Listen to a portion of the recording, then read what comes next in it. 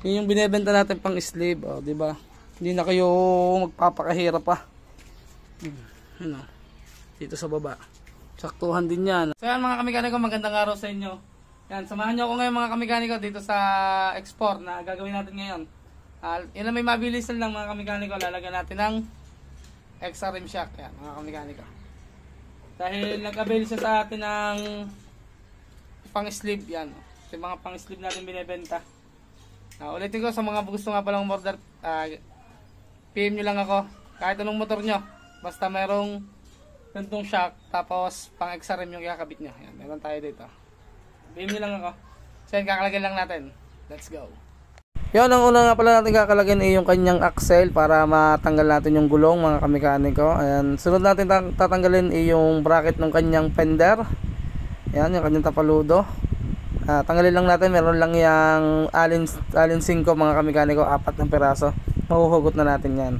Ayan, sunod naman natin tatanggalin ay yung kanyang bracket ng kanyang headlight.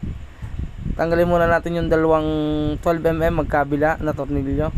And meron nga din palang 4 na pirasong alin 5 yan mga kamekaniko. Ayan, magkabila tig dalawa. Tapos mga kamekaniko, yun nga pala yung gomang yan, aalsin na rin natin yung gomang itim, yung pinakapalaman. Gagawin natin hindi na natin lalagyan para mas malinis tingnan mga kamekaniko. Pagka natanggal na natin mga kamekaniko, sunod naman natin yung dalawang number 17 sa ilalim, sa butterfly, and doon sa taas. Yan, tanggalin na lang natin yan. Tapos nga pala mga kamekaniko, pagka medyo magalit siyang tanggalan, lagyan nyo lang ng kalang yung kanyang pag-ita ng butterfly para matanggal agad. Lagyan nyo lang ng flat screw. Yan, gaya ng ginawa natin. Yan, nakalagkalag na natin mga kamekaniko. Ngayon naman i-install na natin yung shock. Pero kung bago kayo mag-install, kailangan nyo ng ganito. Yan, yung pang sleeve na binebenta natin. Yan, install natin. Tulong ko kayo para mag-install nito.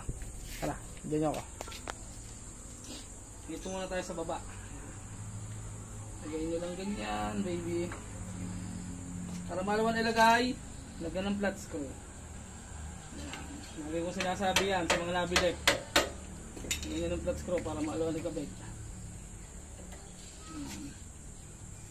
Tapat lang natin, make sure lang na tapat natin para maganda. Tapat natin sa contail. Basta kayo maglalagay ng extra rim shock, kailangan nyo ng ganito. Pupa tayo sa flat screw para sa ibabaw. Pakita mo din yun, marami. Kapit sa kanila. Yan, nagkabit na natin. Dito na sa kabila.